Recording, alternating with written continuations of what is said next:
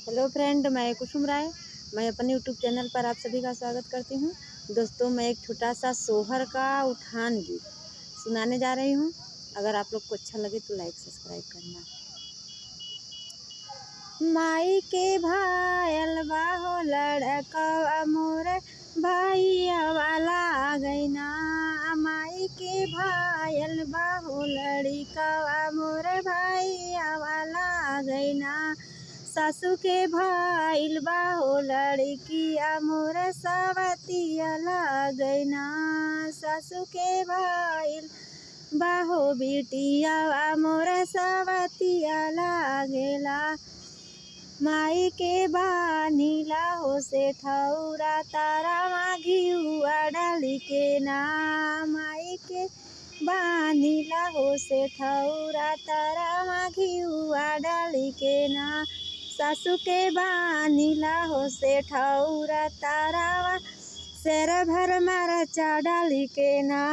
सासू के बानीला हो से ठौरा शेर भर मरचा डाली के ना।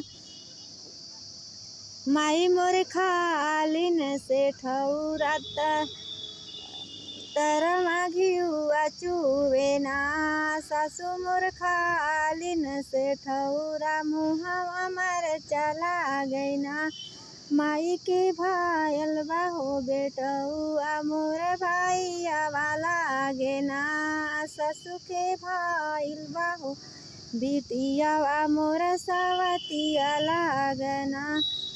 माई हम खेलाइला हो भैया गलवा चुम्मा दे के ना।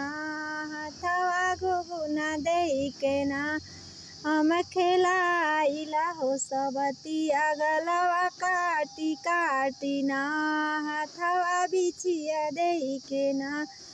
माई के बिछाइला हो बिस्तरवा तारा गद्दा डाली के ना। सासू के बिछाइला हो बिस्तरवा तारा कटवा डाली के ना। माई मोर सोवलिन हो बिस्तरवा सुखनी दरिया सोवैना। सासू मोर सोवलिन हो से जरिया कच कच कटवा धासना। सासू मोर सोवलिन हो से जरिया कच कच कटवा धासना। माई के भायल बाहो बेटौआ मोर भैया वाला गेना। सासू के भाईल बाहो बिटिया मोर सवतिया लागेना।